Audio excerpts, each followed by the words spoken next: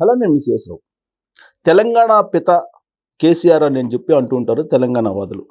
కానీ ఇప్పుడు ఆయన పిత కాదు, ఆయన చుట్టూ ఉన్నటువంటి దెయ్యాలంతా అవినీతి పరులు అని చెప్పి కవిత గారు అంటున్నారు.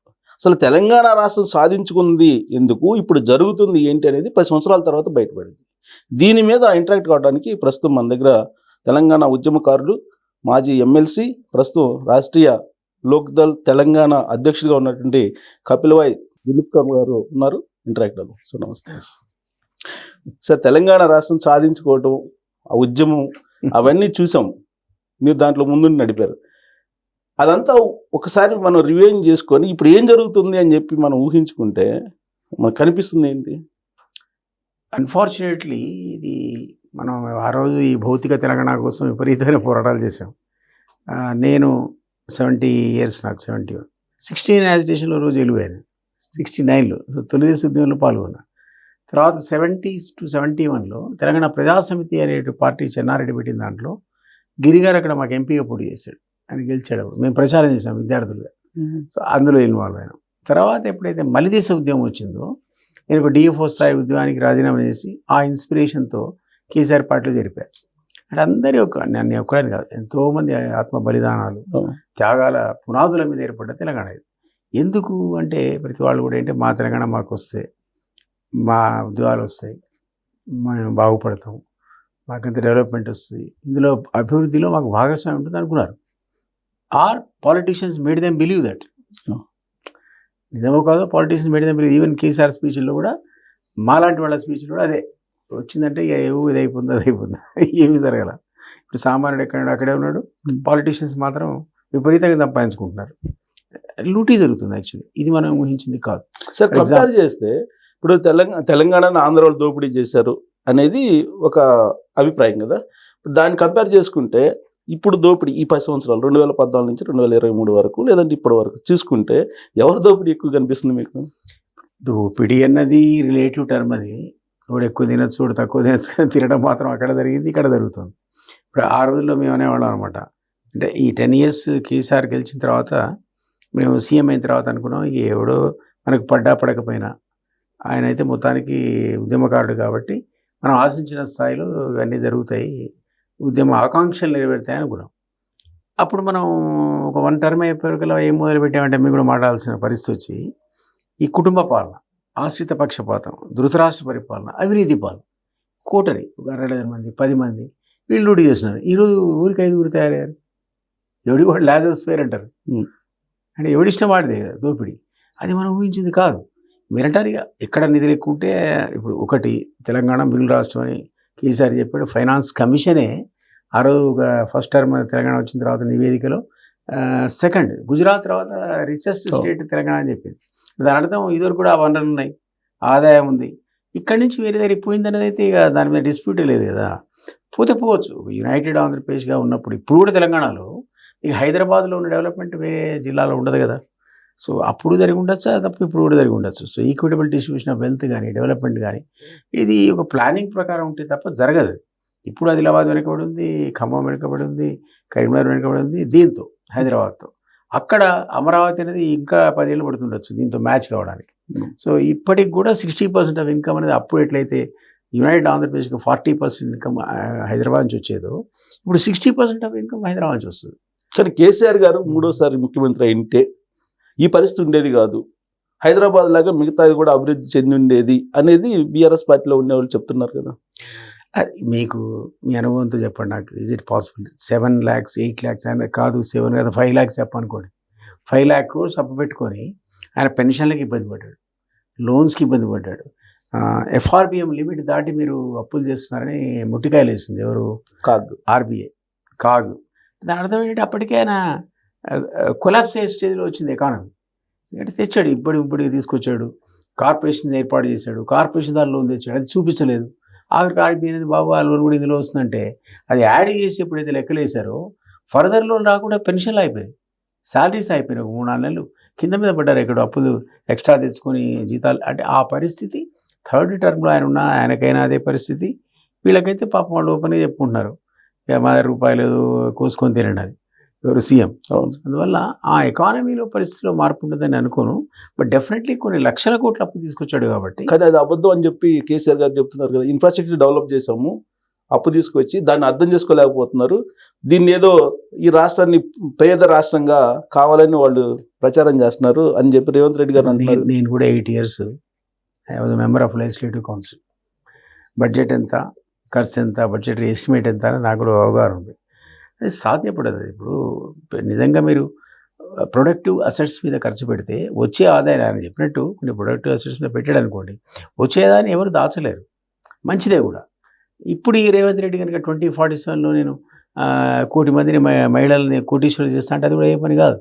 ఎందుకంటే మీకు తెలుసు బడ్జెట్ ఒక 3 లక్షల కోట్లు బడ్జెట్. ఇప్పుడు నెక్స్ట్ ఇయర్ ఒక 5 ఏళ్ల తర్వాత 10% ఇంక్రిమెంట్ ఉంటుంది. అది 3,35,000 లేకపోతే 10% ఇంక్రిమెంట్ ఉంటే 4 లక్షలు 5 లక్షల కోట్లు అవుద్ది. ఈ 5 లక్షల కోట్లతో మనకున్న అపారమైనటువంటి రిక్వైర్మెంట్ని ఎట్లా మీట్ అవుతారు మీరు? అంత ఇన్వెస్ట్ చేయరు, అంత రాదు కదా.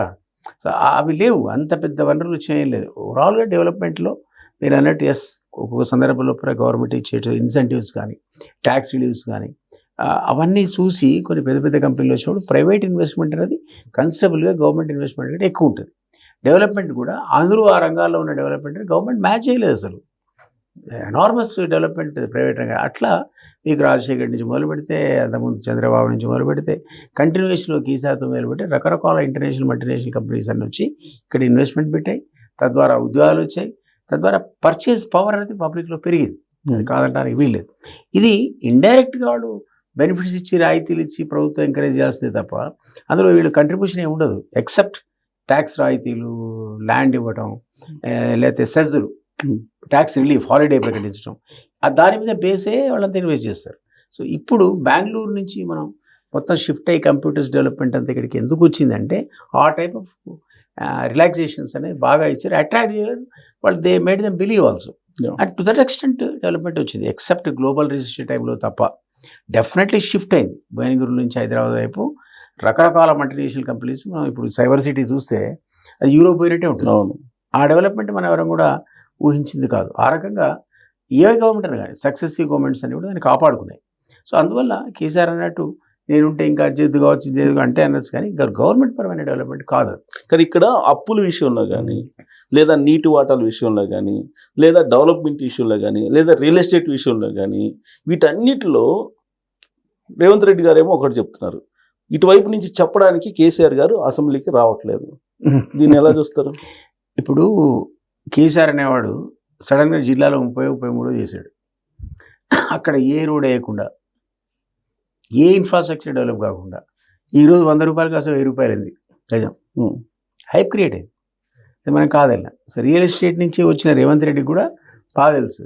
ఆ మధ్యకాలంలో ప్రభుత్వ భూములు ఆక్షన్ పెట్టి ఆయన కొన్నాడో ఇంకొకటి గురించాడో తెలియదు, కానీ ఒక్కసారి హైప్ క్రియేట్ చేసి 150 కోట్లు ఎకరానికి కూడా 50 కోట్లు. అదొక హైప్. అది ఎంతకాలం సస్టైన్ అయింది, ఎప్పుడు కొలాప్స్ అవుతుందో మనకు తెలియదు, కానీ ఆ అట్మాస్ఫియర్ రికవరీ పాత్రలకు మళ్ళీ వచ్చింది. నిన్నదాకా లేదు అసలు, మార్కెట్లో మనీ లేదు. కొలాప్స్ అంటే చాలా తెలివిగా ఈ 250 ఎకరాలు ఎవరిదో వాడిచ్చాడు, కొనిపించాడు, వాడికి ఏమి ఇచ్చాడు వెనక నుంచి, వాడికి ట్యాక్స్ రిలీఫ్ ఇచ్చింటాడు, లేకపోతే ఇన్సెంటివ్ ఇచ్చాడు, ఇంకో దగ్గర ఏదో ల్యాండ్ అలాట్ చేసి ఉంటాడు. వాట్ ఎవర్ ఇట్ ఈస్, దాని ఇంపాక్ట్ అనేది ఈరోజు రియల్ ఎస్టేట్ మీద కొద్దిగా కోలుకోవడానికి పడ్డది. కాబట్టి అదే కేసీఆర్ చెప్తున్నాడు. అనేవాడు కదా, ఒకప్పుడు ఆంధ్రాలో 1 ఎకరం కొనాలంటే ఇక్కడ 10 ఎకరాలు అమ్మాల్సి వచ్చింది అనేవాడు. ఇప్పుడు మీరు ఇక్కడ 1 ఎకరం అమ్మితే అక్కడ 10 ఎకరాలు కొనుక్కోవచ్చు అంటాడు. రివర్స్ అయిందంటాడు. అది నిజం కూడా. అది రియల్ ఎస్టేట్ అనండి, మరొకటి అనండి, అది నిజంగానే కొంతకాలానికి పడిపోతున్నామని తెలియదు, కానీ బట్ డెఫినెట్లీ ఆ టైప్ ఆఫ్ డెవలప్మెంట్ మాత్రం ఈయన కానీ ఆయన కానీ చేసిన మాట వాస్తవం. సో దాన్ని పర్మనెంట్ డెవలప్మెంట్ అని మీరు అనలేదు, నేను అనలేదు. ఏది పర్మనెంట్ డెవలప్మెంట్? నిజంగా కాళేశ్వరం అనేది పనికి వస్తే, తద్వారా మీకు ఇరిగేషన్ పొటెన్షియల్ పెరిగితే, తద్వారా కంటిన్యూస్గా నేను ఇంతకుముందు చెప్పిన ఈ బడ్జెట్లో ఇంక్రిమెంట్స్ వస్తాయి, అది కాన్స్టెంట్గా కంటిన్యూస్గా రేజ్ అయితే income, that is a productive investment. అంత క్యాలిక్యులేటెడ్గా అంత పక్కాగా వీళ్ళు చేశారని అనుకోండి. ఎందుకంటే కాళేశ్వరం కుంగిపోకపోతే ఒక పద్ధతి ఉండేది. ఇప్పుడు కుంగిపోయేవరకల్లా దాని మీద జయప్రకాష్ నారాయణ గారు స్టాటిస్టికల్గా చెప్పాడు, 1 ఎకరానికి 25,000 ఖర్చు పెట్టి కాళేశ్వరం అవసరమా?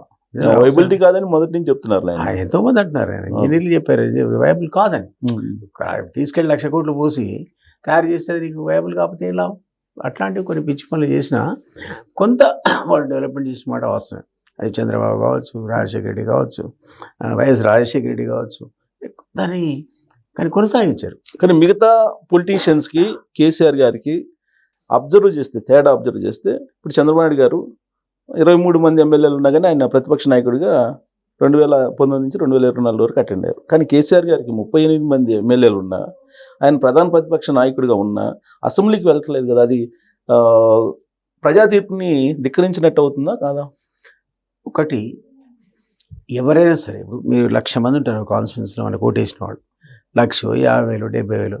మీరు ఆ 1,00,000 మంది ప్రతివాడు వచ్చి సెక్రటరియట్ తిరగడు, వాడి సమస్యలు చెప్పుకోలేడు.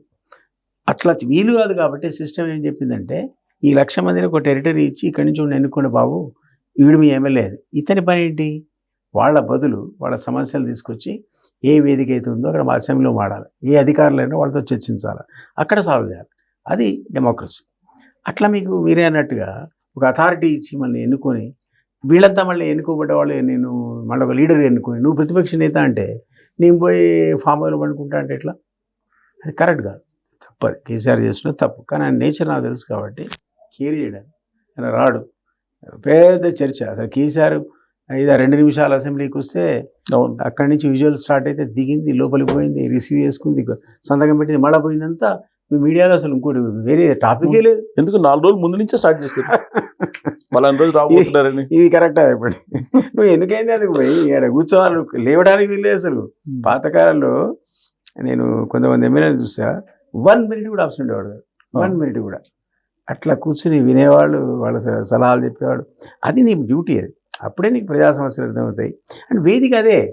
మీరు ఇక్కడ మాడతారండి. సరే, ఇక్కడ ఎందుకు గైర్హాజరు అవుతున్నారు? 2 కారణాలు. ఒకటి, రిప్లై ఇవ్వలేకనా, లేదంటే రేవంత్ రెడ్డి గారు ముందు మనం ఏంటి ప్రతిపక్ష నాయకుడు ఆడు కూర్చోవటం అనేది ఏంటి రీజన్? ఏంటి? రేవంత్ రెడ్డి లాంటి వాడి ముందు నేను కూర్చోవాలా, ఒక నామోషి లేడు తప్ప. అదర్వైజ్ అసలు అంటే ఆ నేచర్ కూడా రాడు ఆయన. నేను ఆయన దగ్గర పనిచేసా కదా. పార్లమెంటులో తనకు roster duty, it's a constitutional obligation. మీకు ఒక మంత్రికి వారానికి 2 సార్లు రోస్టర్ డ్యూటీ ఉంటుంది రొటేషన్లో. మీకు ఐడియా ఉంది కదా. ఆ సభ జరుగుతున్న సందర్భంలో మినిమం 2 మంత్రులు ఉండాలి, లేకపోతే సభ వాయిదా పడుద్ది. అఫీషియల్గా రాసుకునేవాడే లేడు కదా, ఒకడున్న వాయిదా పడుద్ది. 2 కంపల్సరీ ఉండాలి వాళ్ళు నోట్ చేసుకోవడానికి. ప్రభుత్వం తరఫున నోట్ చేసుకునేవాడు కంపల్సరీ. అదే రోస్టర్ డ్యూటీ అంటారు. రోస్టర్ డ్యూటీకి వచ్చేవాడు కదండి ఈయన. సెంట్రల్ మినిస్టర్గా ఉన్నప్పుడు వేరే వాళ్ళు మేము బతిలాడుకొని, సార్ రోస్టర్ డ్యూటీ సబ్స్టిట్యూషన్ ఉంటుందా? ఉండదు. అయినా మేము ఆ స్టాఫ్ని పట్టుకొని బతిలాడి ఇంకోళ్ళు తీసుకొచ్చి కూర్చోబెట్టేవాడు. అట్లా ఉండేవాడు. ఆ నేచర్ అది. తనకు ఎప్పుడైతే మాట్లాడాలనిపిస్తూ అప్పుడు వచ్చేవాడు, లేదా తన క్వశ్చన్ అప్పుడు వచ్చేవాడు ఆన్సర్ చెప్పడానికి తప్ప. ఒక్కోసారి అది కూడా చెప్పాడు కదా. మేము పరిగెత్తుకుని పోయి నరేంద్రతోనో, అప్పుడు ఇంకా సెకండ్ టైం వచ్చేవాడు కల్లా చంద్రకాంత్ సహాయ్ అని ఆయన్ని ఎంఓఎస్గా పెట్టారు. ఆయన మాకు గొప్ప రిలీఫ్ ఉండే. శాఖలో ఎంఓఎస్ ఉంటే మంత్రి చెప్పాల్సిన అవసరం లేదు, ఎంఓఎస్ కూడా చెప్పచ్చు. ఆయన పట్టుకొని సమాధానం ఇప్పించే పరిస్థితి ఉండే. కాబట్టి ఆయన నేచర్ అది. ఆయన ఎప్పుడు లేస్తాడో, ఎప్పుడు వస్తాడో, ఎప్పుడు మాడతాడో. ఈరోజు కంపల్షన్ ఉంది రాండి అంటే వచ్చే వ్యక్తి కాదు. కానీ మీరు అన్నదానికి అడిషనల్గా ఇప్పుడు ఆ రోజు ఢిల్లీలో మీరున్నారు, నేను కూడా ఉన్నాను. అప్పుడు ఒక ప్రముఖ ఛానల్గా ఢిల్లీలో నేను రిపోర్టింగ్ చేస్తాను. ఈవెన్ బైఫర్కేషన్ యాక్ట్ అప్రూవల్ అయ్యేటప్పుడు ఆ రోజు కూడా లేడు కదా సభలో. అసలు బిల్లు పాస్ అయ్యేటప్పుడు చర్చ అప్పుడు లేడు. అదే, అది కరెక్ట్ కాదు కదా. అంటే అదేదో టైప్ ఆ నేచరు. బట్ అంతకుముందు అన్ని పార్టీలు తిరిగాడు, ప్రతి ఎంపీని కలిశాడు, ఒక్కొక్క పార్టీ హెడ్ క్వార్టర్స్కి ఇంటరాక్ట్ అయ్యాడు. మనందరం పోయాం కదా ప్రెస్ మీటింగ్లోకి. ఎన్ని పార్టీలు వెళ్ళి చర్చించి లిటరేచర్ ఇచ్చి మాకు ఎందుకు తెలంగాణ అని చెప్పాడు. వాళ్ళ దగ్గర లెటర్లు తెచ్చుకున్నాడు. ప్రణబ్ ముఖర్జీ కమిటీకి సబ్మిట్ చేశాడు. అందుకనే వాళ్ళంతా ఆ బిల్లు వచ్చినప్పుడు ఓటింగ్లో తెలంగాణకు మద్దతు ఇచ్చారు. కానీ అసలు టైం వచ్చినప్పుడు అసలు కూడా లేడు. మరి ఆయనకి యాటిట్యూడ్ మధ్యలో వచ్చిందా లేదా అంతకుముందు వచ్చిందా? తెలుగుదేశం పార్టీ ఉన్నప్పుడు లేదు, తెలుగుదేశం పార్టీలో ఉన్నప్పుడు ఆయన మినిస్టర్గా ఉన్నప్పుడు అటెండ్ అయ్యేవాళ్ళు కదా. అప్పుడు కూడా లేటే. చంద్రబాబు గారు కామెంట్ మీరు విన్నారో లేదో, క్యాబినెట్ మీటింగ్ లేట్ వస్తాడు ఈయన అనేవాడు. క్యాబినెట్ మీటింగ్ చంద్రబాబు అసలే డిసిప్లిన్ మనిషి, డిసిప్లిన్ చాలా టెన్షన్గా అందరు టైంకి వచ్చేవాడు. ఆంట్లో గంట సేపు లేట్ వచ్చేవాడు క్యాబినెట్ మంత్రిగా. ఆయనకి అది లేజినెస్ అంటారు, కేర్లెస్ అంటారు, నాకు తెలియదు. కానీ ఆ గుణం మొదటి నుంచి ఉంది. ఇక్కడ స్టేట్లో మంత్రి ఉన్నప్పటి నుంచి మొదలు పెడితే కేంద్ర మంత్రి ఉన్నప్పటి నుంచి సీఎం ఉన్నప్పుడు మనం ఎందుకు చర్చించుకుంటామంటే 24 hours ఫోకస్లో ఉంటాడు కాబట్టి చర్చ. అదర్వైజ్ ఆయన ఈ పాత క్యారెక్టర్. ఇప్పుడు మొన్న ప్రెస్ మీట్ పెట్టారు. ప్రెస్ మీట్ పెట్టి నీటి వాటర్లో అన్యాయం జరుగుతుంది, నేను మళ్ళీ పబ్లిక్లోకి వచ్చేస్తాను ఇమీడియట్గా అని చెప్పారు. చెప్పి కూడా దాదాపు 2 వారాలు అవుతుంది, మళ్ళీ ఏం కనిపించలే. ఈ నీటి వాటాల విషయంలో ఆయన నిజంగానే తెలంగాణలో ఇప్పుడు ప్రజల్లోకి వెళ్ళే అవకాశం ఉందా? నీరు అన్నది ఒక ఇంపార్టెంట్ సబ్జెక్ట్ తెలంగాణకి. అది ఎప్పుడు మీరు బయటకు వచ్చినా, ఎప్పుడు మాట్లాడినా ప్రజల్లోకి మీరు వెళ్ళడానికి ఒక మంచి సబ్జెక్ట్. ఈసారి తెలుసు ఆయువు పట్టు ఎక్కడ ఉంటుందో అక్కడ కొట్టడం ఆయనకు అలవాటు. సో ఆయన అది తెలుసుకున్నాడు కాబట్టి దాని గురించి మాట్లాడుతున్నాడు. ఆయనకు ఆ నాలెడ్జ్ కూడా ఉంది. జల వనరుల మీద తనకున్న అథారిటీ నాకు తెలిసి రేవంత్ రెడ్డికి ఉందని అనుకో. ప్రతి రివర్ దాంట్లో ఉన్న టీఎంసీ ఎంత, మన వాటా ఎంత, ఏది ఎటుపోతుంది, ఏది ఎటు అంటే దాని ఎత్తులతో సహా నేను కూడా అంత తెరవ ఉన్నాం, అంత పర్ఫెక్ట్ నాలెడ్జ్ ఉంది దానికి. సో అదొక సబ్జెక్ట్, ఇంపార్టెంట్ సబ్జెక్ట్ అని తెలుసు. ఇది ఎప్పుడు కూడా మీకు సాల్వ్ అయ్యే సబ్జెక్ట్ కాదు. ఆంధ్ర తెలంగాణకు కంటెన్షియస్ ఇష్యూ అది. ఎవరు ఒప్పుకోవాలా? ఇద్దరు సీఎంలు ఒప్పుకోవాలా? ఎట్లా ఒప్పుకుంటారు? ఇప్పుడు ఫర్ ఎగ్జాంపుల్ కృష్ణాలో 299 టీఎంసీ మీరు వాడుకోండి అని సంతకాలు పెట్టారు. మీరే పెట్టారు, ఇద్దరు తిట్టుకుంటున్నారు. మీ 515 అడుగుతున్నాం, 590 అడుగుతున్నాం ఇప్పుడు అంటున్నారు. మేము వాదిస్తున్నాం బ్రిజేష్ ట్రిబ్యునల్ అంటున్నారు. ఇది ఆయనైనా రేపొద్దున మార్చలేడు, ఈయనైనా మార్చలేడు. బ్రిజేష్ ట్రిబ్యునల్ ఇచ్చిన దాకా ప్రాబ్లం ఏది? వాళ్ళు ఊరుకుంటారు తక్కువ ఇస్తే, వీళ్ళు ఊరుకుంటారు తక్కువ ఇస్తే. సో ఈ కంటెన్షియస్ ఇష్యూ మనకు కృష్ణా వాటర్లో ప్రాబ్లం ఉంది, గోదావరిలో లేదు. గోదావరిలో మీకు ఆ ప్రాజెక్టులు ఇంతవరకు మీరు కట్టనే లేదు. ఈవెన్ 299 టీఎంసీ కూడా కృష్ణాలో మీకు అలొకేట్ అయిన దాంట్లో 225 మీరు యూటిలైజ్ చేస్తున్నారు తప్ప మీరు ఆ 299 అవసరమైన ప్రాజెక్టులే కంప్లీట్ కాలేదు తెలంగాణలో. అన్ఫార్చునేట్లీ ఇంకా గొడవ పడుతున్నారు. మొన్న వాళ్ళకి ఇచ్చిన 599 వాడుకోండి అని ఇచ్చిన దానికంటే 3 రెట్లు వాడుకున్నారని వీళ్ళు అలిగేషన్ కావచ్చు. ఎందుకంటే దానికి దగ్గర స్టాటిస్టిక్స్ కూడా రిలీజ్ చేశారు. ఇద్దరు తనుకొని ఏం చేశారు, దాని చట్టంలోనే ఉంది అది. విడుదల అనుకుంటే అంతిమంగా నిర్ణయం అంతా కేంద్రం దాని. రెండింటికి బోర్డులు ఏర్పాటు చేశారు. ఈ 2 బోర్డులు కూడా పర్యవేక్షణ మాదే అన్నది కేంద్రం. ఇప్పుడు చేసేదే లేదు, ఇక నమస్కారం పెట్టి వెయిట్ చేయడం తప్ప. సో అది అంత ఈజీ సమస్య అని అనుకోను. బట్ నాలెడ్జ్ పరంగా ఆ విషయంలో అథారిటీ అతను. గోదావరి విషయంలో కూడా ఇప్పుడు నల్లమల సాగరు పోలవరం ప్రాజెక్టుకు సంబంధించి సుప్రీంకోర్టులో కూడా నిన్న మొన్న వాదనలు జరిగాయి. దిగువ వాటర్ వాడుకుంటే సముద్రంలో కలిసిపోయి అభ్యంతరం ఏంటి అంటారు చంద్రబాబు నాయుడు గారు. వీళ్ళేమో కాదు మా వాటా పోద్దు అంటారు. ఏంటి అది లాజిక్ ఏంటి? అంటే అఫీషియల్గా మీరు అలొకేట్ చేయలేరు కదా. ఇప్పుడు వరద నీరు అన్నది ఒకనొక సందర్భంలో వస్తుంది, అన్నిసార్లు రాదు. ఈ అవైలబిలిటీని ఒక 75 years దాని మీద క్యాలిక్యులేట్ చేస్తారు. 75 సంవత్సరాల్లో ఎన్నిసార్లు వరద వచ్చింది, ఎంత నీటి లభ్యత, దాని ఆధారంగా మీకు అలొకేషన్ ఉంటుంది. యావరేజ్ మీద చెప్తారు, ఇంత మీరు తీసుకోండి, ఇంత మీరు తీసుకోండి. ఎప్పుడో ఒకసారి విపరీతం వరద వస్తుంది. మీకున్నటువంటి తెలంగాణకు సంబంధించి 1200 ఆర్డ్ ఏదో అలొకేషన్ ఉంది. అసలు అది మీరు వాడుకోవడానికి కూడా వీలు లేకుండా ఒక్కోసారి 3000 టీఎంసీ వస్తుంది. మీరు వాడలేరు, ఎందుకంటే మీరు దాన్ని మీరు బిల్డ్ చేయలేరు. అది దాన్ని ఒక 70 ఏళ్ళకి ఒకసారి వచ్చే వరద కానీ లభ్యతని ఆధారంగా మీరు 3000 టీఎంసీ ప్రాజెక్ట్ ఎట్లా కడతారు? వాడు ఇయ్యడు. ఇప్పుడు సిడబ్ల్యూసీ ఇవ్వదు. ఎందుకు ఇవ్వదంటే అది మీకు పర్మనెంట్గా స్టోరేజ్ కింద రాష్ట్రం దిగువ రాష్ట్రం ఎఫెక్ట్ చేస్తుంది. But they will never permit. Unseen ఏవే వచ్చేటి వరద కానీ తప్పేం లేదు. మీరు అంటే సముద్రంలో వ్యవధులు వాడుకుంటే తప్పేంటంటే మీరు వాడితే ఆ తర్వాత వచ్చే సంవత్సరంలో ఆగిపోద్ది, కింద రాష్ట్రానికి రాదు. అది ఆ రాష్ట్రానికి నష్టం రాకపోతే. ఇప్పుడు వాళ్ళు అనేది కూడా అదే. చంద్రబాబు నాయుడు గారు అనేది ఏంది, పైభాగాన తెలంగాణ ఉంది, మీకు కావాల్సిన ప్రాజెక్టులు కట్టుకోండి గోదావరి దాని మీద, సముద్రంలో కలిసే వాటిని వాడుకోవడానికి కూడా మీరు అభ్యంతరం పెట్టారా అంటాడు. వాళ్ళు ఇంతవరకు కట్టలేదు. ఊళ్ళు ప్రపోజల్ 90 టీఎం సంబంధించిన ప్రపోజల్స్ ఇప్పటికి కూడా కాళేశ్వరం ఒకటే వాడారు తప్ప ఇంకా కూడా కట్టడానికి చాలా అవకాశం ఉంది. కట్టాలి వాడు. కట్టిన తర్వాత అవతల మీరు వాడుకుంటే వేరియేషన్, కానీ ఇది కట్టకుండా అక్కడ కడతా అంటే ఈ రాష్ట్రం తప్పు, వాడుకుంటే వాళ్ళకి తప్పు. అది ఇక్కడ ప్రాబ్లం. సో ఇది నిన్న కంటెన్షియస్ ఇష్యూ. ఎవరైనా నీరు వేస్ట్గా పోతుందంటే ఎందుకు పోవాలనేది కరెక్ట్ లాజిక్ అని చెప్పింది. కానీ అది పర్మనెంట్గా అలొకేషన్ చేయలేమంటున్నాను నేను. ఓకే. ఎందుకంటే అవైలబిలిటీ అనేది మొత్తం average of 75 years. So A issue అయినా సరే పొలిటికల్ రిలేషనే, పొలిటికల్ కంపల్షన్ ఉంటుంది. ఎవరికి వాళ్ళే మాకు అనుకూలంగా మలుచుకోవాలని చెప్పి ప్రయత్నం చేస్తుంటారు. ఇప్పుడు కేసీఆర్ గారు దీన్ని ఉపయోగించుకుని సెంటిమెంట్ పండించాలి అని చెప్పి అనుకుంటున్నారు. ఇంకా కూడా ఆంధ్ర సెంటిమెంట్ వర్కౌట్ అవుతుందా తెలంగాణలో? ఏం వర్కౌట్ అవుతుందండి? పాసిబుల్. ఆ సెంటిమెంట్ మీదనే ఆయన తెలంగాణ ఉద్యమాన్ని లేపడి ఇప్పుడు తెలంగాణ ఆయన తీసేసాడు. బీఆర్ఎస్ అనే వర్డ్ కవిత కూడా అన్నట్టుంది. అవును, కవిత గారు అన్నారు తెలంగాణ నుంచి వద్దని కూడా అన్న, ఆయన కూడా బీఆర్ఎస్ అని పెట్టుకున్నాడు. జాతీయ నేత అవుదాం అనుకున్నాడు. అవును. టీఆర్ఎస్ ఎత్తేసాడు అది తెలంగాణ వర్డ్ ఎత్తేసాడు అది యాక్చువల్లీ ఆయన చేయకపోనుండే చేశాడు ఆయన. ఆ సెంటిమెంట్ లేదని ఆయన కూడా తెలుసు. ఇప్పుడు అయిపోయింది తెలంగాణ విభజన జరిగిన తర్వాత సెంటిమెంట్ స్కోప్ లేదు. ఇష్యూ బేస్డ్ పాలిటిక్స్ అనేది ఉంటాయి. ఒకసారి ఆ ఇష్యూ క్లిక్ అవుతుంది, ఒకసారి క్లిక్ కాదు. సో అందుకని వాటర్ అనేది ఇంపార్టెంట్ ఇష్యూ కాబట్టి, కంటెన్షియస్ ఇష్యూ కాబట్టి, అది రెండు రాష్ట్రాలను ప్రభావితం చేస్తుంది కాబట్టి అది పట్టుకున్నాడు. అంతే తప్ప నాకు తెలిసి ఇప్పుడేదో దాన్ని పెద్ద లేపి ఆంధ్రతో పంచాయతీ పెట్టుకునేంత సీరియస్నెస్ అందులో ఆ ఇష్యూలో ఉందని అనుకోను. మీకు అట్లా అంటే మరి తనే పోయి మొదటి శాఖ ఆంధ్రాలో పెట్టాడు. ఆంధ్రాలో ఓపెన్ చేశారు 2023 మొదటి శాఖ టీఆర్ఎస్ అని మార్చగానే ఫస్ట్ శాఖ. అదే ఆంధ్ర గురించి మరి ఉద్దేశం ఏంటి సార్, ఈ ప్రజల గురించి నాయకుల గురించి అంటే ఆ లంకల పుట్టినంతా రాక్షసులే అన్నాడు అన్నాడు కదా. మరి ఆ లంకలో పుట్టిన రాక్షసులు ఎప్పుడు విభీషణులు అయ్యారు, ఏ గంగలో అడిగాడు, ఎందుకు నువ్వు మొదటి శాఖ పెట్టావు? కాబట్టి ఆయనకే రైట్ పోయింది కదా. ఆంధ్ర వేరు మేము వేరు అనే రైట్ అయిపోయింది. ఒకసారి విభజన అయిన తర్వాత పర్మనెంట్గా ఇష్యూ క్లోజ్ అయిపోయింది విభజనకు సంబంధించినంత వరకు. కాబట్టి మళ్ళా నువ్వు సెంటిమెంట్ రగిల్చి ఈ యొక్క వాటర్ని చూపించి కొట్లాడి మళ్ళీ ఏదో సాధిస్తాడని అనుకోను. దానివల్ల పొలిటికల్ మైలేజ్ గతంలో ఉద్యమ కాలంలో వచ్చినంత మైలేజ్ రాదు.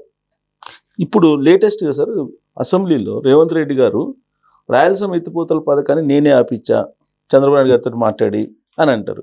వీళ్ళేమంటారు, ఎప్పుడో ఆపిచ్చాము 2022లోనే ఆపిచ్చామని వీళ్ళు అంటారు. అది ఏంటది అసలు పాసిబుల్? అది యాక్చువల్ లింకేజ్ గురించి కేసీఆర్ స్టేట్మెంట్ ఇచ్చాడు కదండి. మీకు ఆపుకుంటే జగన్ టైంలో రాయలసీమను రత్నాలసీమ చేస్తా, ఎట్లా వాటర్ వాడుకోవాలో నేను నీకే చెప్తాను. ఏదైతే పేపర్ ఏంటి వచ్చింది అది. మరి అప్పుడు ఏం అగ్రిమెంట్లు అయినాయో ఏం ఒప్పుకోవడం అనేది ఏం సాధించడం తెలియదు. ఆ లింకేజ్ వచ్చింది అక్కడ, ఏది గోదావరికి కృష్ణాకు లింకేజ్ తీసుకెళ్ళి అసలు కొబ్బరికాయలు కొట్టి హారతలు కూడా ఇచ్చారు కదా ఫస్ట్ దగ్గర చంద్రబాబు గారు. ఆ మధ్య ఒక దగ్గర ఎక్కడది అక్కడ చేశారు లింకేజ్. యాక్చువల్లీ ఏంటంటే ఇది కూడా కరెక్ట్ కాదు. నిజానికి మీకు ఐడియా ఉండి ఉంటుంది కానీ ఒక నది పారివాహిక ప్రాంతాన్ని అక్కడ ఉన్న ప్రజలు ఎవరైతే ఉన్నారో వాటికి రైపీరియన్ రైట్స్ ఉంటాయి. ఈ రైపీరియన్ రైట్స్ అనేది ఇక్కడున్న అవసరాలు తీరినాకనే ఇతర ప్రాంత వాళ్ళకి దీన్ని వాడాలి. మీరు అది కృష్ణా పారివాహిక ప్రాంతంలో వాడికి కృష్ణా వాడాలి, గోదావరి పారివాహిక ప్రాంతం గోదావరి వాడాలి. అటు అవసరాలు తీరకుండా ఈ రెండింటిని మీరు లింక్ చేయలేరు. ఇంటర్నేషనల్ లా అది రైపీరియన్ రైట్స్ కాపాడాలన్నది. సో ఈ రెండింటిలో మీరు లింకేజ్ అంటే how can you do it? వీడి నెసిటీ అయిపోతే యూ కెన్ డూ ఇట్. అది లేకుండా చేస్తున్నారు మీరు. ఓవరాల్గా కంట్రీ వైడ్గా అన్ని నదులు అనుసంధానం చేయడం పెద్ద కాన్సెప్ట్.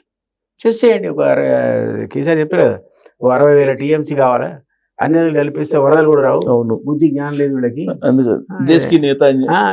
కాన్సెప్ట్ లో చెప్పాడు అప్పుడు. అవును, అది జరుగుతుంది వేరే విషయం. అది జరగకుండా ఉన్న రెండు నదుల్లో మనం ఉన్న అవసరాలు తిరగకుండా నేను రాయలసీమకి ఇస్తా, రాయలసీమకు నీటి అవసరం ఉంటే ఉండొచ్చు, కానీ నువ్వు తెలంగాణ అవసరాలు తిరగకుండా రాయలసీమకి ఇస్తా అంటే మావాడు ఒప్పుకుంటారా? ఐ మీన్ తెలంగాణ ఒప్పుకుంటారా?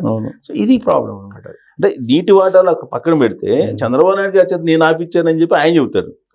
మనకు తెలియదు పొలిటికల్ కంపల్షన్ ఏంటి ఆ స్టేట్మెంట్ లో. చూడండి, ఇప్పుడు అకున్ సబర్వాల్ వైఫ్ పేరేంటి, స్మితా సబర్వాల్ రైటింగ్ లో స్టేట్మెంట్ ఇచ్చిందని అసెంబ్లీలో ప్రొడ్యూస్ చేశారు. ఆ లెటర్ 299 TMCకి మేము అగ్రి అవుతున్నామని.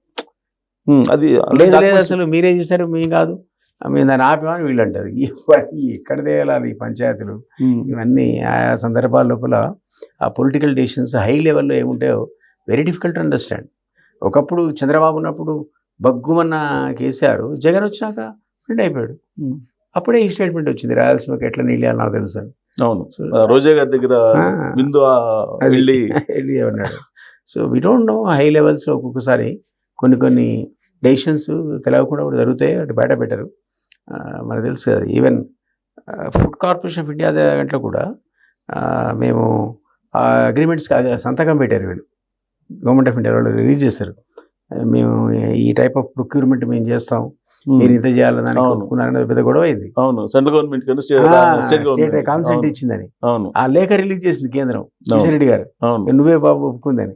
అప్పుడు కొనట్లేదు 2023 ఎలక్షన్ ముందు అప్పుడు గొడవ అయింది. అది లెటర్ రిలీజ్ చేశారు, కేసీఆర్ సంతకం పెట్టాడు. మరి అప్పుడు ఏమన్నాడు, ఆ మెడకాయ మీద కత్తి పెట్టి సంతకం తీసుకున్నారు అన్నాడు. అన్నదా మీ జ్ఞాపకం? అవును, అది ఎట్లాంటివి కొన్ని మనకు అర్థం కావు. సో ఓవరాల్ గా బీఆర్ఎస్ పార్టీ స్ట్రాంగ్ ఉన్నట్టు అనిపిస్తుందా మీకు ఇప్పుడు? ఇప్పుడా?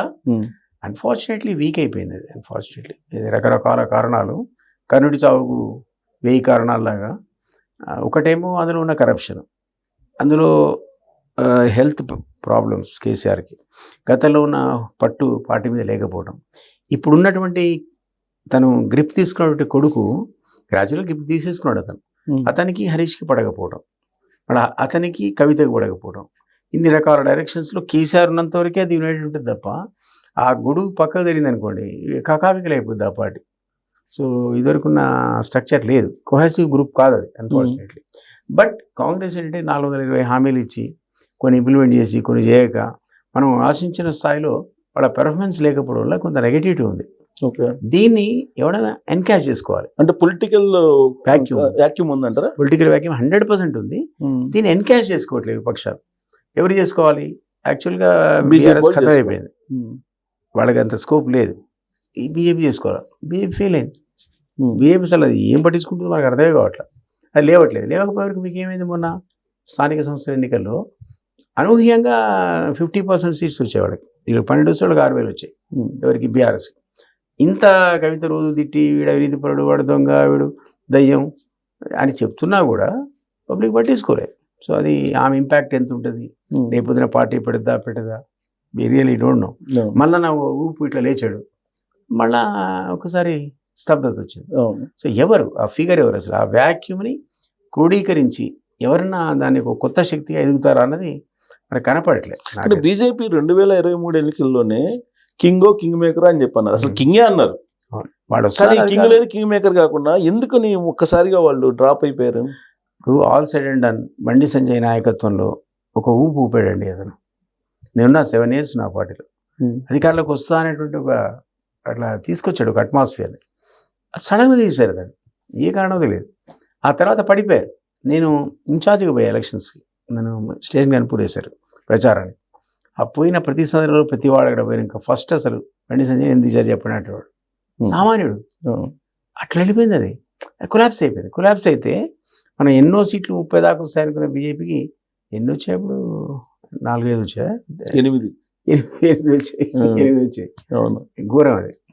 మనం ఎక్స్పెక్ట్ చేసి అంటే అది ఏ కారణమో తెలియదు, వ్యూహాలు తప్పది. మరి సరే రిస్క్ తీసుకున్నప్పుడు నువ్వు ఇప్పుడైనా సరే రిస్క్ తీసుకుంటే ఎవరోళ్ళకు ఒక బీసీ లీడర్షిప్ ఎమర్జ్ అయింది, వాళ్ళే ప్రకటించుకున్నారు. నెక్స్ట్ మా ముఖ్యమంత్రి బీసీ అని పోయిన ఎలక్షన్. దాని కంటిన్యూషన్ లోపల ఎవరో వాళ్ళు ప్రకటిస్తే అయిపోయేది. ఈసారి అధ్యక్షుడుగానో ఏదో అది చేయలేవాళ్ళు. రామచంద్ర నా మిత్రుడు, ఇష్యూ అది కాదు. వాళ్ళు ఆ స్టెప్ అనేది కరెక్ట్ అయ్యారు. అంటే బీజేపీలో 3 గ్రూపులు ఉన్నట్టుంది కదా, ఈ గ్రూపులు అందరూ వాడిగా రామచంద్ర గారికి ఇచ్చారేమో. ఆయన కామన్ న్యూట్రల్ పర్సన్, కాంట్రవర్సీ లేదు, ఎన్నడూ పార్టీ మారుడు కాదు.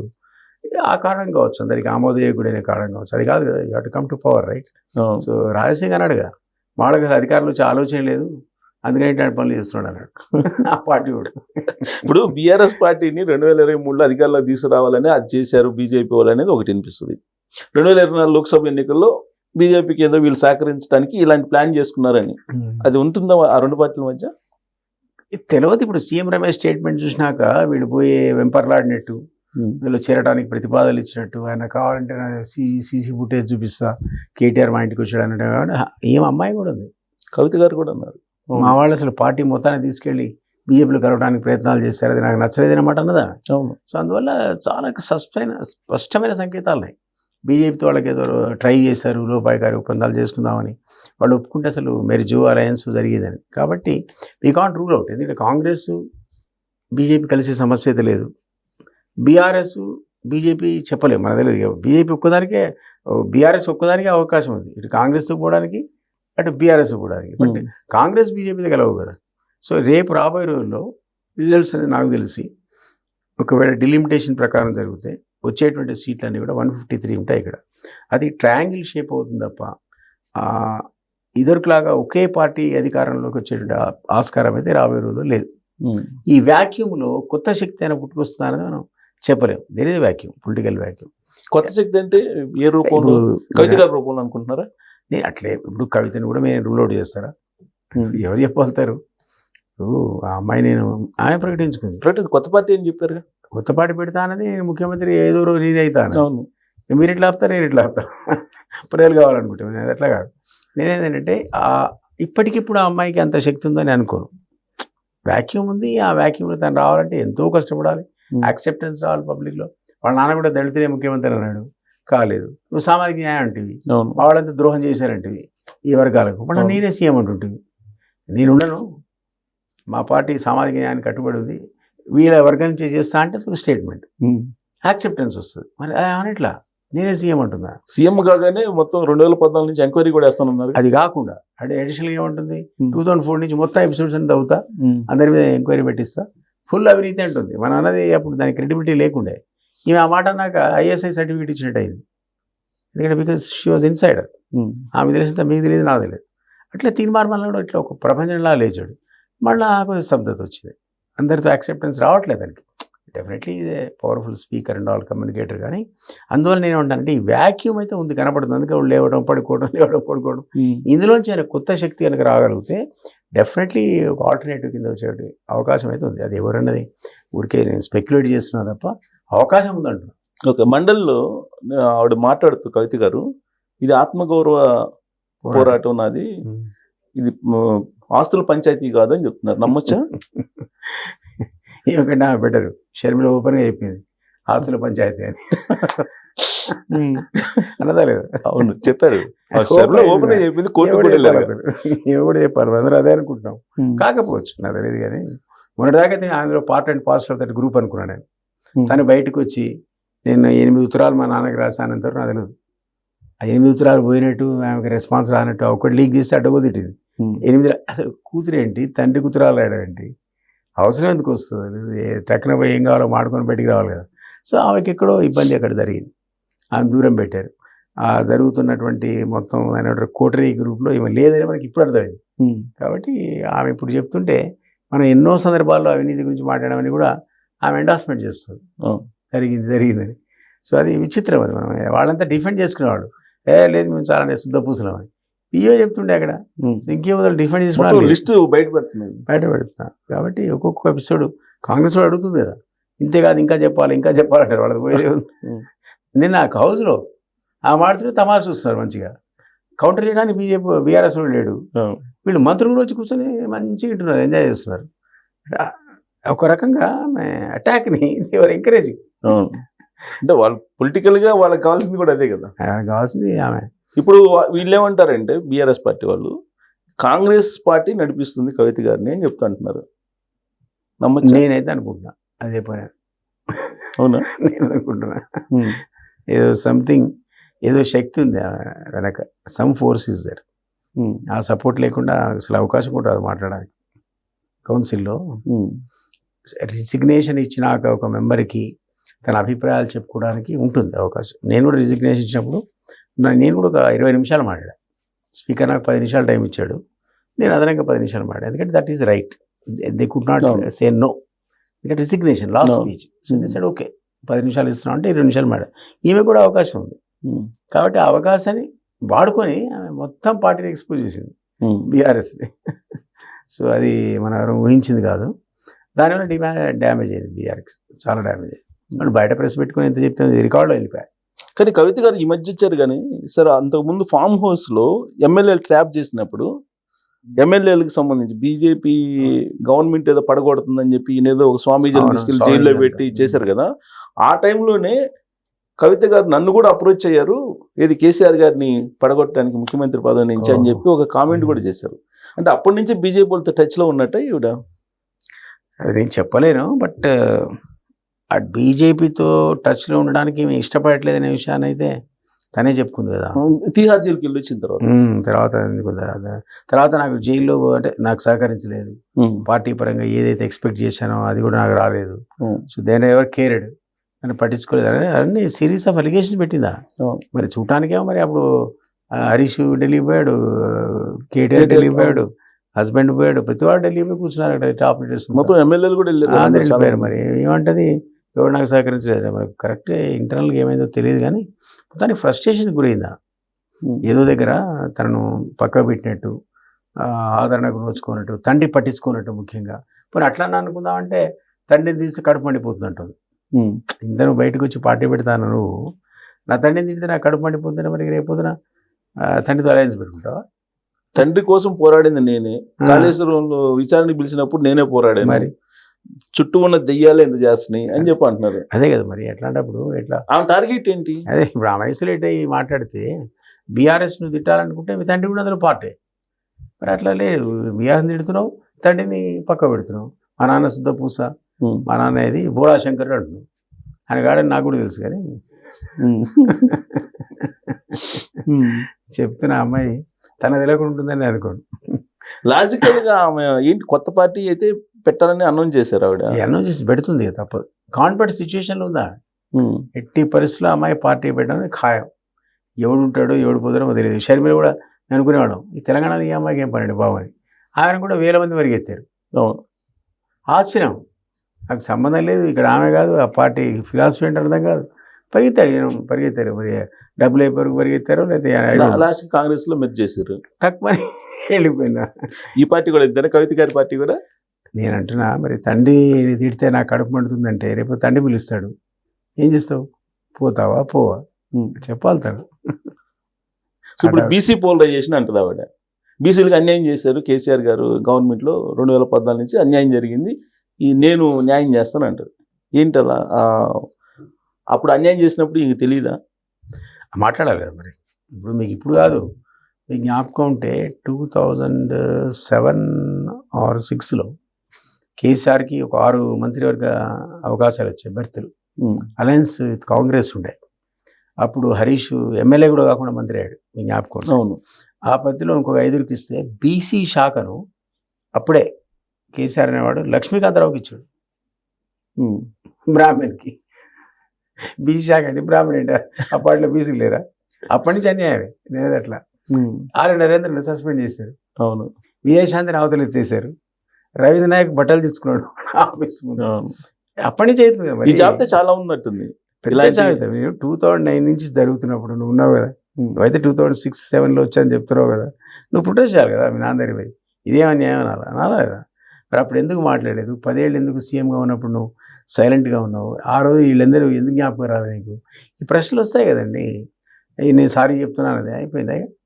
సారీ చెప్తే అన్నది కదా. అవును, నేను సారీ చెప్తున్నాను అనగానే అయిపోయింది. బట్ ఏదైనా ఒప్పుకుంది, సారీ చెప్పింది, అంతవరకు అయితే అప్రిషియేట్ చేయాలి, నో డౌట్. మనం చెప్పిన దానికి ఆమె చెప్పిన దానికి చాలా తేడా ఉంటుంది. ఎంపీ టికెట్ తాను అడగకుండానే ఇచ్చారు, నేను ఎప్పుడు అడగలేదు అని చెప్తుంది.